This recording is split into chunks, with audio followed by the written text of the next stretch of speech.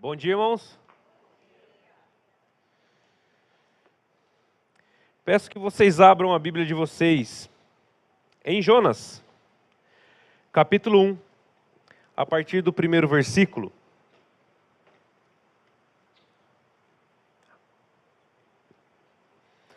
Jonas, capítulo 1. Deus abençoe, pastor Arno.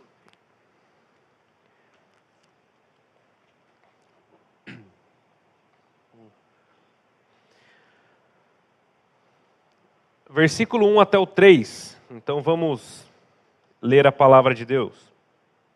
A palavra do Senhor veio a Jonas, filho de Amitai, com esta ordem: Vá depressa à grande cidade de Nínive e pregue contra ela, porque a sua maldade subiu até minha presença. Mas Jonas fugiu da presença do Senhor, dirigindo-se para Tarsis, desceu à cidade de Jope, onde ficou em um navio que se destinava àquele porto. Depois de pagar a passagem, embarcou para Tarsis para fugir do Senhor. Vamos orar? Senhor, nós te agradecemos, Deus, pelos jovens que aqui estão, Deus, que cantaram louvores a Ti, pelos textos que já foram lidos, Deus. Te agradeço por cada pessoa que está aqui nesse momento. Te agradeço por esse culto, por mais uma oportunidade que o Senhor nos dá de acordarmos pela manhã e estarmos aqui louvando ao Senhor, Pai. Sabemos que o Senhor é a nossa rocha, a nossa fortaleza, Pai, e apenas o Senhor pode fazer por nós o que ninguém mais pode fazer. Que o Senhor possa me usar apenas como um instrumento, que a Tua palavra possa chegar aos corações. É essa a minha oração em nome de Jesus. Amém. Esse mês nós estamos falando sobre a liberdade que temos em Cristo. Uma liberdade que Cristo conseguiu para nós na cruz do Calvário. Uma liberdade em que Cristo fez o que nós jamais poderíamos fazer para que nós tivéssemos essa liberdade por conta própria. É uma liberdade transmitida a nós. Somos justificados por Cristo, é uma justiça transmitida ou transferida para nós. Não há justiça em nós, somos justos através de Cristo. Mas essa liberdade que Cristo nos dá, não poderíamos desassociar ou não linkar com a palavra misericórdia. A palavra misericórdia, ela está intimamente ligada com a nossa salvação. A Bíblia diz que as misericórdias de Deus é a única coisa o único motivo para que nós não sejamos consumidos. E ainda mais, a Bíblia diz que essa misericórdia se renova a cada manhã. Hoje você acordou e a misericórdia de Deus para com a sua vida estava renovada. Amanhã você acordará e estará renovada novamente, porque dia após dia, Deus, Ele derrama a sua misericórdia sobre nós. Misericórdia é o ato concreto de um sentimento de perdão e graça. Ou seja, misericórdia não é apenas um sentimento. Ninguém é misericordioso por sentir misericórdia apenas. Nós somos misericordiosos quando nós agimos com misericórdia. Não é apenas um sentimento, como o amor também não é apenas um sentimento, como a obediência também não é apenas um sentimento. Muitas coisas que muitas vezes nós julgamos ser apenas sentimento, nós temos que demonstrar na prática, temos que concretizar esses sentimentos na nossa vida. Então alguém misericordioso é quem age com misericórdia, não apenas aquele que sente, olha, coitado daquele irmão, como o Tiago diz, né? Que a fé sem obras é morta. Se você ver um irmão passando por necessidade, apenas dizer, vá, Deus te abençoe, coma, alimente-se, aqueça-se, sem porém fazer nada para lhe ajudar, o que isso mudou na vida da pessoa? Então agir com misericórdia e amor, ser misericordioso é agir com misericórdia, não apenas sentir misericórdia. E para aquele que recebe a misericórdia, agora falando de Deus para conosco, é alguém que recebeu um favor imerecido. Alguém que recebeu algo que não merecia, mas está ali. Nós merecíamos a condenação, mas Cristo nos salvou. E Deus derramou a sua misericórdia e por isso estamos aqui em união como um povo de Deus. Hoje nós vamos falar sobre esse texto que com certeza você já ouviu muitas e muitas e muitas pregações acerca de Jonas. Ele é um dos personagens mais famosos da Bíblia, sim ou não? É incrível como as crianças sempre se ligam na figura de Jonas sendo engolido por um peixe. É incrível como Jonas ele é uma das figuras mais ilustrativas ali. A sua história é uma das histórias mais ilustrativas. Então, com certeza, vocês... Quem já leu esse texto, levanta a mão, só para eu saber se eu estou falando... muito bem. Todo mundo já ouviu esse texto, todo mundo já ouviu pregações acerca de Jonas. Mas hoje eu queria destacar a misericórdia de Deus para com Jonas.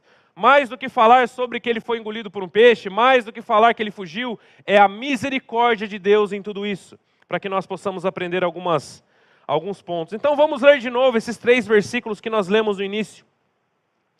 A palavra do Senhor veio a Jonas, filho de Amitai, com esta ordem: vá depressa à grande cidade de Nínive e pregue contra ela, porque a sua maldade subiu até a minha presença. Mas Jonas fugiu da presença do Senhor, dirigindo-se para Tarsis. Desceu à cidade de Jope, onde encontrou um navio que se destinava àquele porto. Depois de pagar a passagem, embarcou para Tarsis para fugir do Senhor. Todo mundo fala que foi o profeta fujão. Mas por que Jonas fugiu? Por que Jonas teve uma atitude dessa de fazer exatamente ao contrário do que Deus mandou ele fazer? O contexto nos mostra que aquele período onde Jonas era profeta e onde ele recebeu essa ordem do Senhor, era um dos raros momentos de paz em Israel. Como todos sabem, a história de Israel ela é marcada por guerras e por inimigos, e sucessivamente assim. Filisteus, enfim, muitos povos que aniquilaram muitas vezes o povo de Israel. Se nós lermos lá 2 Samuel, 1º e 2 Reis, nós vamos ver constantemente povos se levantando contra Israel, os reis guerreando contra os inimigos, Deus intervindo a favor do seu povo. Sempre a história de Israel foi assim, foi marcada por isso. E até hoje é. Mas esse ponto era diferente do restante da história. Era um dos raros momentos de paz que Israel estava vivendo. Ninguém queria incendiar as lavouras dos israelitas, ninguém queria matar os profetas de Israel, ninguém queria acabar com o templo de Jerusalém. Estava tudo bem. Estava tudo em paz. E Deus manda Jonas ir pregar em Nínive. Nínive naqueles dias era a capital da Síria, uma cidade pagã, uma cidade que tratava com extrema violência os estrangeiros, olha só. Num dos únicos raros momentos de paz, Deus chega para Jonas e diz: olha, Jonas, se levanta e vá pregar a grande cidade de Nínive. O que Jonas deve ter pensado? Não pode ser agora. Senhor, por favor, a gente quase nunca tem paz, e quando nós temos paz, o Senhor quer que eu vá para Nínive pregar contra essa grande cidade pagã, extremamente violenta com os estrangeiros, e ainda que pregavam outros deuses, porque era uma cidade idólatra. É isso mesmo, Senhor? Se havia alguém que poderia acabar com a paz de Israel naquele momento, era Nínive. E Deus manda Jonas ir para Nínive. É isso mesmo. Entender agora porque o desespero de Jonas e dele ter pegado outro caminho? Mas tinha mais uma coisa. Jonas ele não queria ver a salvação de Nínive. Jonas ele tinha o coração endurecido para com aquela cidade. Nínive, a própria história de Jonas diz que as maldades de Nínive chegaram ao topo. Era uma cidade extremamente pagã e pecaminosa, totalmente inimiga de Deus. E Jonas não queria a salvação daquele povo. Além dos problemas de paz, Jonas ainda tinha o seu coração endurecido para com aquela cidade, para com aquele povo. Jonas não compreendia muitas vezes a misericórdia de Deus. E nós muitas vezes, será que nós não obedecemos a Deus porque nós não queremos que aconteça determinada coisa? Será que muitas vezes nós não queremos pregar a palavra de Deus para as pessoas porque nós temos algum interesse pessoal? Às vezes nós não gostamos das pessoas ou temos uma inimizade com as pessoas e nós negamos o evangelho, de pregar o evangelho para essa pessoa. Era exatamente isso que Jonas estava fazendo. A Bíblia diz, Jesus diz, ide pregar o evangelho a toda criatura, independente dos seus interesses pessoais. Anuncie o evangelho para todos, para Nínive, para Sorocaba, para Votorantim, para Pilar do Sul, para todas as cidades, toda criatura. Independente se você quer, se você gosta, se você acordou bem para pregar, pregue. A tempo e fora de tempo. Pregue a todo momento. Temos que entender que nós estamos aqui para fazer a obra de Deus e não fazer as vontades dos nossos corações. Jonas, ele fugiu para um lado oposto, porque além do seu coração endurecido, ele desobedeceu a palavra de Deus para fazer o que ele queria. E esse é um dos grandes problemas na nossa vida. Quando nós falamos que Jesus está no piloto do barco, Jesus está direcionando o barco, mas nós queremos pegar o leme e puxar para o lado que nós queremos. Virar o leme para o lado que nós achamos melhor, sendo que Ele é Deus, sendo que Ele está no controle. Deus tinha um plano para Nínive, Deus tinha um projeto para Nínive, mas Jonas não queria aquele projeto. Jonas não queria que aquele projeto acontecesse. Portanto, quando Deus diz para nós, vá fazer o que eu estou mandando, vá. Independente se você vai pregar para Nínive, independente se você vai pregar para as pessoas que muitas vezes você não gostaria nem de ver mais, independente dos seus interesses pessoais e de quem você tem amizade ou não tem amizade, vá, porque Ele está na frente. Obedecer a Deus muitas vezes e quase todas as vezes é contrariar as nossas vontades. Porque quase nunca a vontade de Deus está alinhada com as nossas vontades.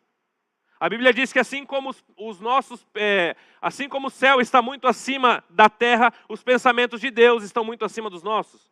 Deus não pensa como nós, Deus não age como nós, Deus não vive como nós. Porque Deus, Ele não conhece algo chamado pecado. Porque Ele é santo, Ele é puro, Ele é imaculado. Nós sim conhecemos. Portanto, não pense se vai ser vantajoso, não pense se você está disposto ou não. Se você se colocou para obedecer a Deus, faça o que Ele mandou. Porque Jonas, ele pensou ao contrário e foi para um lado oposto, e nós vamos ver o que aconteceu. Porque uma coisa é certa, se Deus mandou e você não obedece, as consequências elas vêm. Ninguém aqui fica sem sofrer consequências, as consequências são naturais. Para mim, para você, para qualquer um. Se nós desobedecemos a Deus, as consequências elas automaticamente vêm, porque Ele nos mostrou o caminho correto, mas se nós pegamos o caminho errado, as consequências elas aparecem e não se demoram a aparecer. E eu nunca vi ninguém obedecer a Deus e se arrepender disso. Eu nunca vi ninguém se dispor a fazer o que Deus quer e depois se arrepender, porque Ele nos sustenta com a sua mão. Ele mostra que Ele está à frente, independente das dificuldades, Ele está à frente, assim como Ele esteve com Gideão. Só 300. Não precisa mais que isso. Para vocês saibam que eu vou dar a vitória a vocês. Para que depois vocês não fiquem achando que vocês venceram a guerra. Apenas 300, Gideão. Eu preciso só disso. Porque é eu que vou dar a vitória a vocês. É esse o Deus que nós servimos. Independente das situações e das circunstâncias. É Ele que te faz vencer e não é a força do seu braço. Agora eu gostaria que vocês lessem comigo o versículo 17, último versículo do capítulo 1. Para nós irmos para o segundo ponto da mensagem. O Senhor fez com que um grande peixe engolisse Jonas, e ele ficou dentro do peixe 3 dias e 3 noites. Tá, chegou a consequência de Jonas. Muitos pensam que foi um castigo de Deus. O peixe foi um grande livramento para Jonas. Ele não era peixe, ele ia morrer afogado. O mar estava revolto, a tempestade estava caindo. Ele entra dentro de um barco, vai para um lado oposto. E algo que eu sempre destaco de Jonas, sempre destaco, que é algo que nesse profeta, uma coisa que me marcou, apesar dele ser fujão, apesar dele fazer as coisas do jeito dele, como muitos de nós às vezes queremos fazer, uma coisa me marcou muito nesse profeta. Nesse capítulo 1, a Bíblia diz que ele entrou num barco e a chuva começou a cair, a tempestade começou a cair. E ele foi dormir, né? E acordaram ele e falaram, Jonas, clame ao teu Deus. Nós vamos morrer, estamos afundando.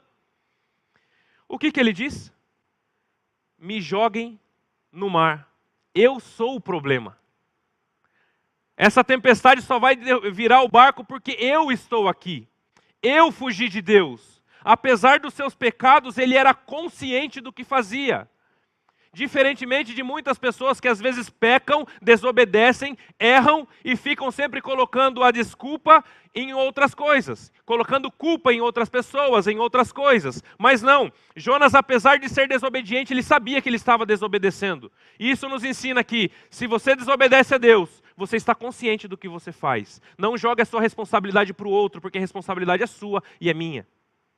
Nós temos a responsabilidade de obedecer a Deus. E se nós desobedecemos, nós sabemos muito bem o que estamos fazendo.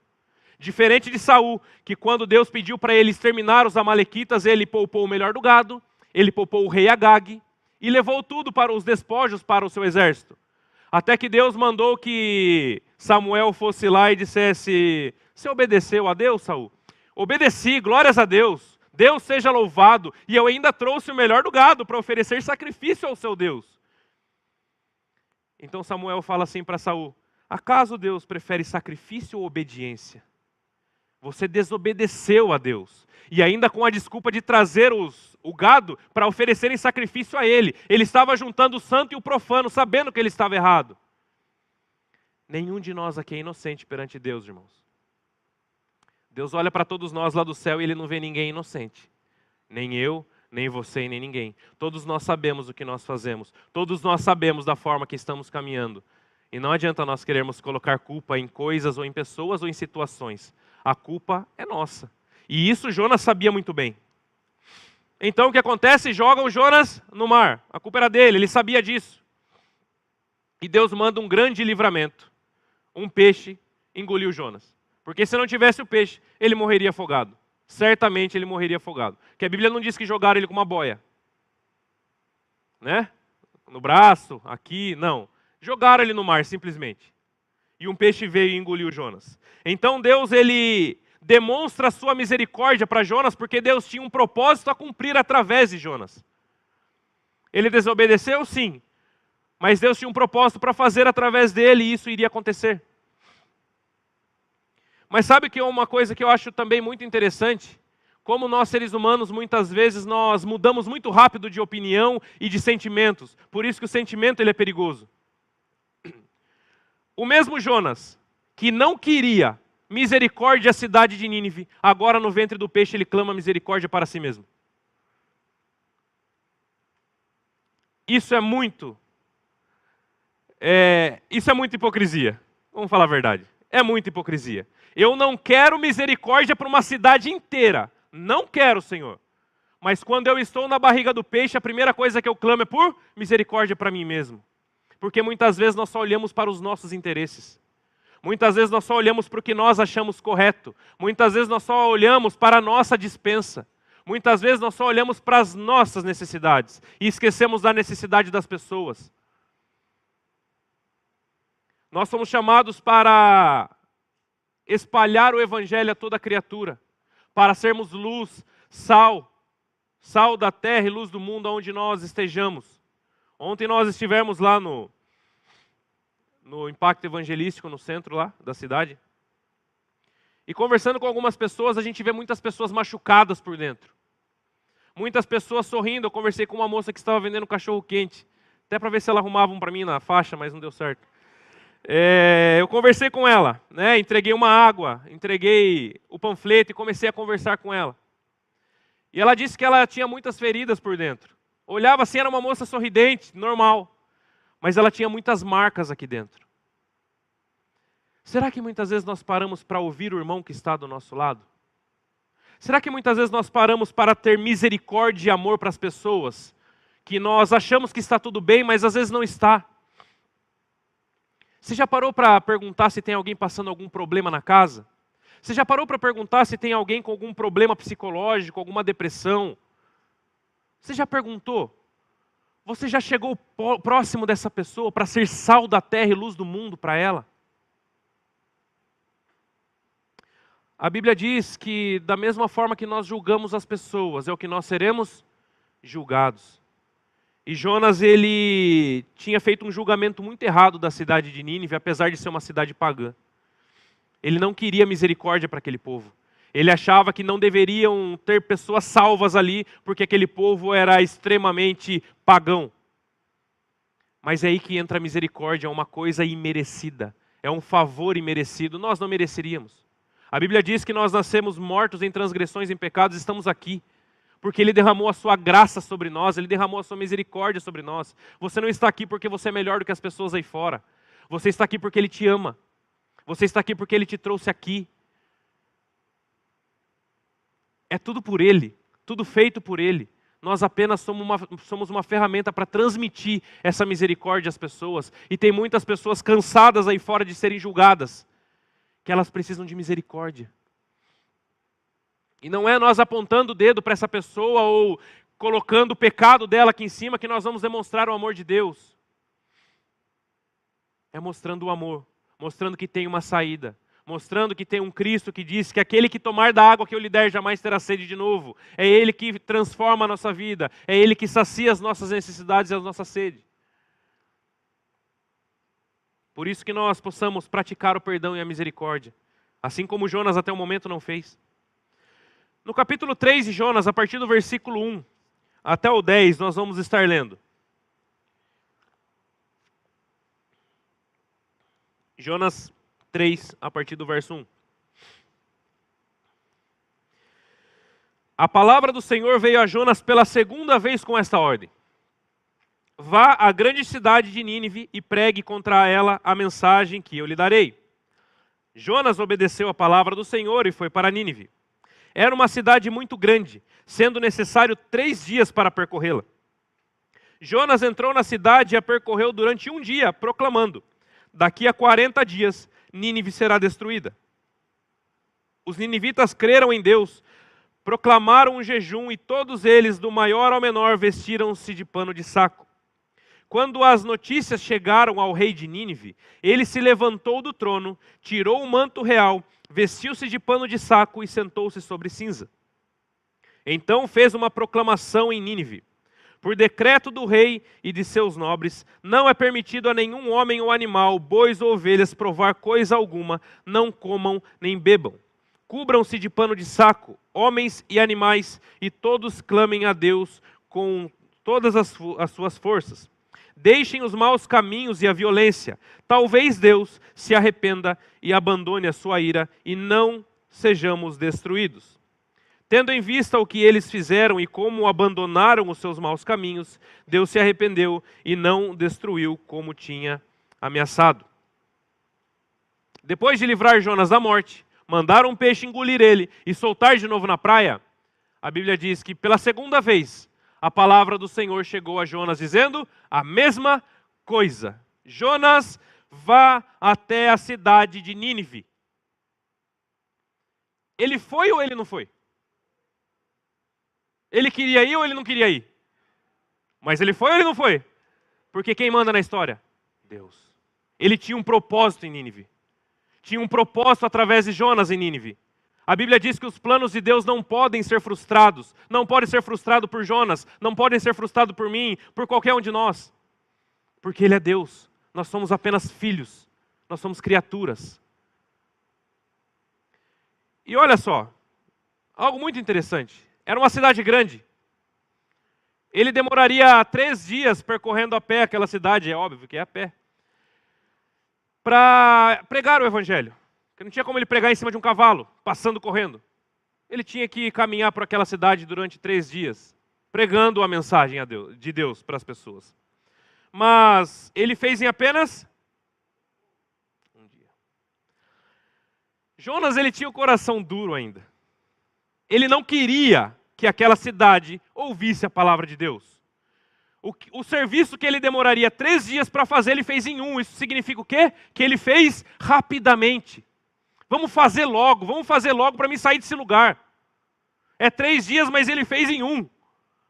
Mesma coisa de seu patrão chegar para você amanhã de manhã, segunda-feira, não, amanhã é dia do trabalhador, olha só, muito importante. Na terça-feira, você chega no seu trabalho e o seu patrão diz: viu, querido, querida, não sei se é assim que ele te trata, óbvio que não, mas enfim. O que você vai fazer na terça, na quarta e na quinta, eu preciso que você faça hoje. Tá bom? O que você vai fazer até quinta-feira, eu preciso que você faça hoje. Está muito acelerado o processo. Talvez você vai errar bastante nesse processo de fazer. Tem um rapaz, uma vez trabalhava comigo, foi meu primeiro emprego, tinha 17 para 18 anos. Primeiro emprego registrado. E tinha um rapaz que ele se gabava muito, porque a gente trabalhava numa fundição de alumínio. E ele se gabava muito porque ele era o mais rápido. E eu falando, nossa, ele é muito rápido, como que ele consegue? Eu tentando fazer igual, eu não conseguia. E ele muito rápido, e toda vez eu fazia 4, 5 peças, ele passava com o carrinho cheio dele. Daí eu tentava fazer mais rápido, fazia 5, 6, ele passava com o carrinho cheio. Eu falei, mas esse rapaz é genial. Só que depois a gente foi perceber que as peças dele estavam tudo mortas, ele fazia tudo errado. As minhas 5 pelo menos servia.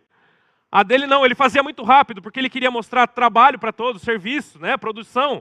E ele fazia muito rápido, e as peças tudo torta, tudo fora de medida, e não se aproveitou absolutamente nada. Eu olhei para ele e falei, é melhor devagar e sempre, né? Mas Jonas estava nessa pegada. O que eu vou fazer em 3, eu vou fazer em um só, porque eu não queria estar aqui. Eu não queria estar em Nínive. Eu nem gosto dessa cidade. Eu não gosto dessas pessoas. Essas pessoas são pagãs. Essas pessoas são inimigas de Deus. Eu não quero estar aqui. É isso que ele estava dizendo. E o que era para pregar com mais calma, parar os irmãos, anunciar com mais calmaria. Não, ele passou com certeza correndo, dizendo, olha, daqui 40 dias Deus vai destruir essa cidade aqui. Arrependam-se. E foi embora. Jonas, ele talvez teve uma das mensagens mais duras de todos os profetas. Porque ele não foi pregar amor, ele não foi pregar que Deus ele é paz, amor e benignidade como é. Ele não foi pregar que Deus é... Não, ele foi pregar o quê? Olha, daqui 40 dias Deus vai destruir essa cidade, tchau. Foi isso, a pregação de Jonas foi essa. A maldade de vocês são muitas, daqui 40 dias vocês vão desaparecer da minha frente. Essa foi a mensagem de Jonas. Feita rapidamente, talvez não com a atenção e o zelo que deveria, mas ele fez, do jeito dele, de novo do jeito dele. Mas Deus mais uma vez derrama sua misericórdia e intervém na história. Do versículo 5 ao 10, ele continua dizendo o seguinte: os ninivitas creram em Deus, proclamaram um jejum, e todos eles, do maior ao menor, vestiram-se de pano de saco.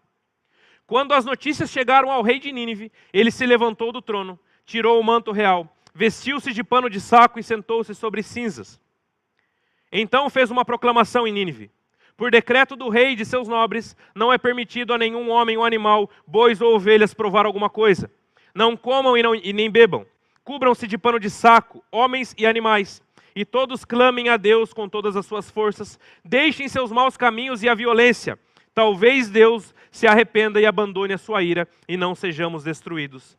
Tendo em vista o que eles fizeram em abandonar os seus maus caminhos, Deus se arrependeu e não destruiu como tinha ameaçado. O povo se arrependeu.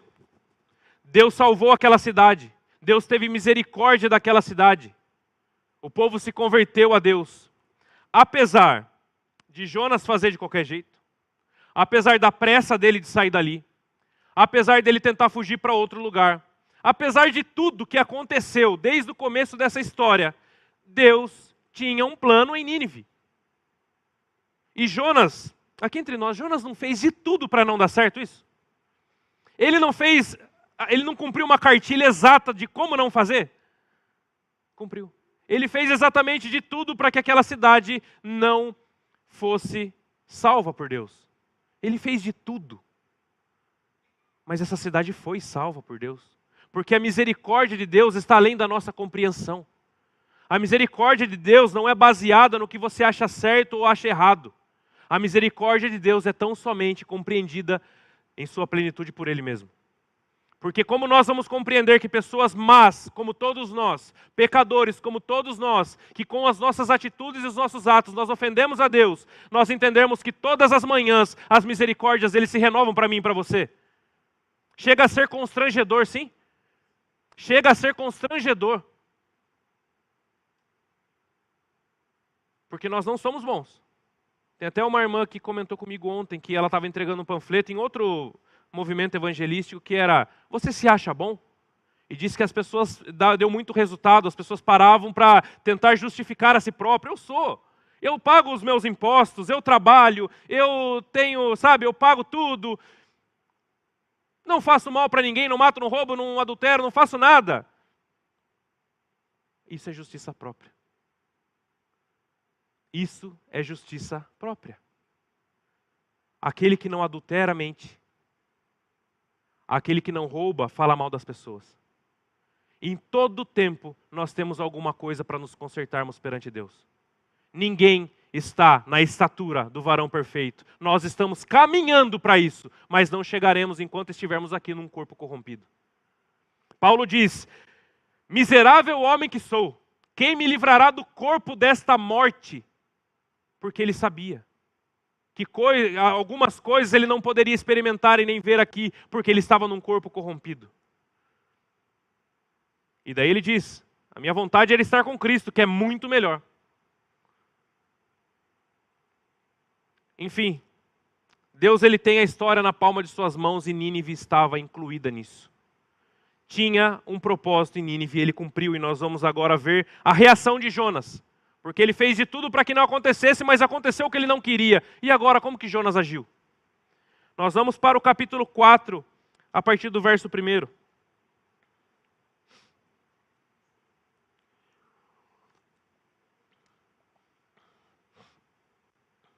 Jonas, porém, ficou profundamente descontente com isso e enfureceu-se. Ele orou ao Senhor: Senhor, não foi isso que eu disse quando ainda estava em casa? Não foi por isso que em seu... perdão, está grudada a página aqui. Não foi por isso que me apresentei em fugir para Tarsis? Eu sabia que tu és Deus misericordioso e compassivo, muito paciente, cheio de amor e que prometes castigar, mas depois te arrependes. Agora, Senhor, tira a minha vida, eu imploro, porque para mim é melhor morrer do que viver. O Senhor lhe respondeu: você tem alguma razão para essa fúria? Jonas saiu e sentou-se num lugar leste da cidade. Ali construiu para si um abrigo. Sentou-se à sombra e esperou para ver o que aconteceria com a cidade. Então o Senhor Deus fez crescer uma planta sobre Jonas, para dar sombra à sua cabeça e livrá-lo do calor. O que deu grande alegria para Jonas. Mas na madrugada do dia seguinte, Deus mandou uma lagarta atacar a planta e ela secou-se. Ao nascer do sol, Deus trouxe um vento oriental muito quente e o sol bateu na cabeça de Jonas, a ponto dele quase desmaiar. Com isso, ele desejou morrer e disse: para mim seria melhor morrer do que viver. Mas Deus disse a Jonas: você tem alguma razão para estar tão furioso por causa dessa planta? Respondeu ele: sim, tenho. Estou furioso a ponto de querer morrer. Mas o Senhor lhe disse: você tem pena dessa planta, embora não a tenha podado e nem tenha feito crescer. Ela nasceu numa noite e numa noite morreu.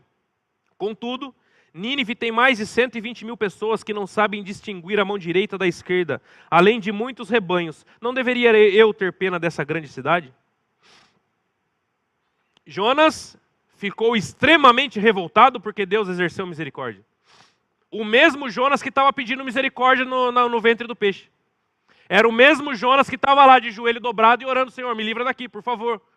É esse mesmo Jonas. Que olha para uma cidade enorme na época. Vocês repararam que mesmo depois de Deus ter salvado essa cidade, ele ainda subiu num monte para ver o que aconteceria com a cidade? Ele ainda tinha esperança que Deus mandasse fogo naquela cidade. O profeta cansativo. Ele ainda tinha esperança que Deus mandaria fogo e destruiria a cidade de Nínive. E subiu até a sua poltrona no alto de um monte e falou: deixa eu esperar para ver o que acontece. Deixa eu assistir para ver o que acontece. E a primeira vez ele disse: Senhor, quero morrer. Para mim é melhor morrer do que viver.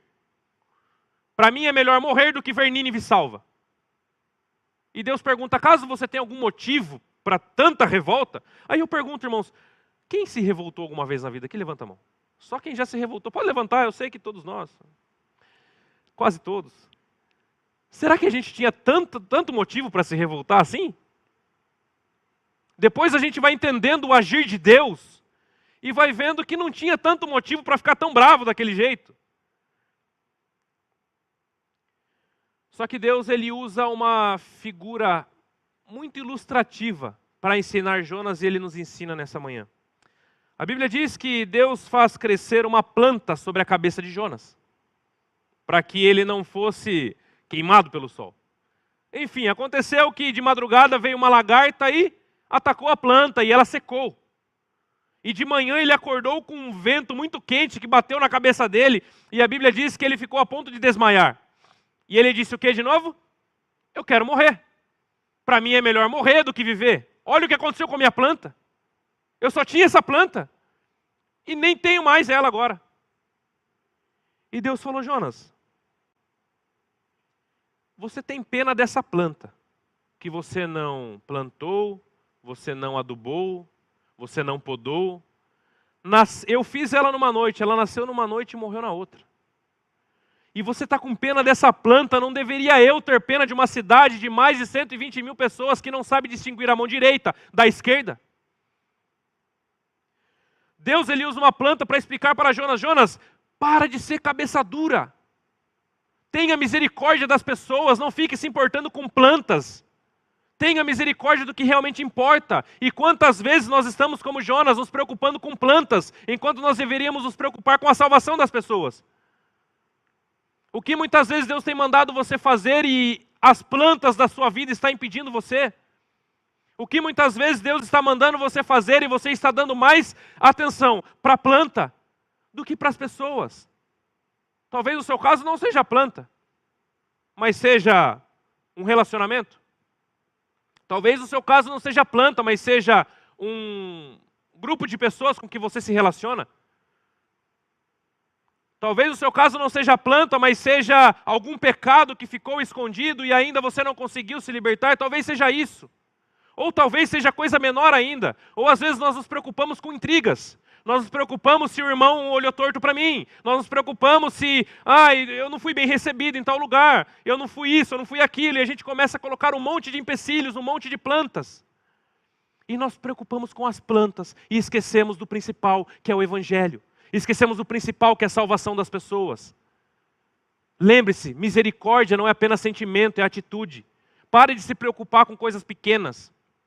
Pare de se preocupar se o irmão te cumprimentou do jeito que você gostaria ou não. Nós não sabemos se a pessoa também está com problemas. Pare de se preocupar com plantas. As irmãs devem estar pensando, o que eu faço com as minhas agora lá em casa, né? Cuide bem, gente. Irmãos, ser cristão não é apenas estar na igreja. Ser cristão não é apenas conhecer todos os grupos gospel da atualidade.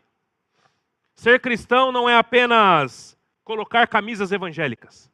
Ser cristão não é ter, agora não é mais CD, mas ser a coletânea toda dos principais astros do mundo gospel mundiais. Não é isso ser cristão. Ser cristão é nós termos amor pelas pessoas. Qual que é o primeiro mandamento? Amar a Deus sobre... E o segundo? Pois é. Quem se ama aqui, levanta a mão. Só quem se ama, é amor próprio. Nós temos que nos amar. Se nós nos amarmos... Agora eu pergunto, você tem exercido o mesmo amor para com as pessoas do que você tem para você? Você se importa com as coisas das pessoas o tanto quanto você se importa com as suas? Amar o próximo como a nós mesmos é exatamente isso. Agirmos da mesma forma que agirmos conosco, com as nossas coisas, agir com as pessoas também. Isso é misericórdia, isso é amor. Para nós caminharmos para o fim, a mesma misericórdia que alcançou você pode alcançar Sorocaba. A mesma misericórdia que alcançou você pode alcançar um país. Mas, vocês concordam que nós vivemos em uma sociedade também, assim como Nínive, que não sabem distinguir a mão direita da esquerda? Quem aqui no trabalho, no colégio, enfim, em qualquer lugar não se encontrou ou não tem um relacionamento com pessoas que a gente percebe que não sabem distinguir a mão direita da esquerda? Fazem o que fazem porque não têm nenhum conhecimento do que estão fazendo. E ainda incentivam os outros a fazer. Se nós pegarmos os evangelhos, Jesus ele nunca advertiu duramente um pecador sem instrução. Jesus sempre advertiu com dureza os mestres da lei, que sabiam o que era para ser feito e não faziam. E nós vemos muitas pessoas que não têm esse conhecimento, não sabem o que fazer, não sabem como agir. E nós temos que ser o apoio para elas. Nós temos que ser o sal e a luz na vida dessa pessoa. Não precisamos ser igual Jonas. Embora, através de uma pregação dele, Deus salvou uma cidade toda, mas não precisamos agir como ele. Não escolha primeiro a quem você vai pregar, como no domingo passado foi falado da parábola dos solos. Fale para todos, espalhe a semente para todos. E Deus vai fazer através de você o que Ele tem para fazer na vida das pessoas. E o que Ele tem para fazer através de você, Ele vai fazer através de você. Às vezes você vai ter que bater a cabeça 2, 3 vezes. Às vezes você vai ter que ser jogado no mar. Às vezes você vai ter que ser engolido por um peixe. Mas Ele vai fazer através de você. Só que o grande problema, irmão, se Jonas tivesse aceitado já de cara, ele passaria por todo aquele processo? Não. E é isso que muitas vezes eu falo para alguns jovens. Gente, vai por esse caminho, olha o que a Bíblia diz. E vai para o contrário e tome. Bate a cabeça. A gente está falando, a parede é dura. Será que é mesmo, pastor? E pai, bate e vê que é dura. Não precisava machucar, não precisava bater para saber que a parede é dura. Então é isso. Não espere você estar no ventre de um peixe para obedecer à vontade de Deus. Obedeça. Se vai ser confortável para você ou não, você é bem realista. Deus não se importa nem um pouquinho com o seu conforto. Ele se importa que a palavra dele seja cumprida. E o que ele tem para fazer através de você, ele vai fazer. Então obedeça, é mais fácil. Amém? Vamos orar? Senhor nosso Deus, nós te agradecemos, Pai, por tantas histórias e lições que a tua santa palavra nos deixa. Te agradecemos porque o Senhor mostra misericórdia para um povo de Nínive, o Senhor demonstra misericórdia para nós que estamos aqui, porque as tuas misericórdias se renovam a cada manhã. Te agradecemos porque o Senhor já perdoou os nossos pecados e a nossa conta todo dia é zerada, porque o Senhor nos ama e o teu Filho esteve numa cruz em nosso lugar. Muito obrigado, Pai, que nós possamos, com a mesma misericórdia que nós recebemos do Senhor, nós possamos transmitir para as pessoas. Que nós possamos amar mais as pessoas. Que nós possamos exercer mais misericórdia para com o nosso próximo, Deus. Porque nós sabemos que se nós julgarmos as pessoas, será da mesma forma conosco. Então que o Senhor possa nos dar mais amor, mais misericórdia, assim como o Senhor teve de nós. É isso que eu te peço e te agradeço em nome de Jesus. Amém. Deus abençoe, irmãos.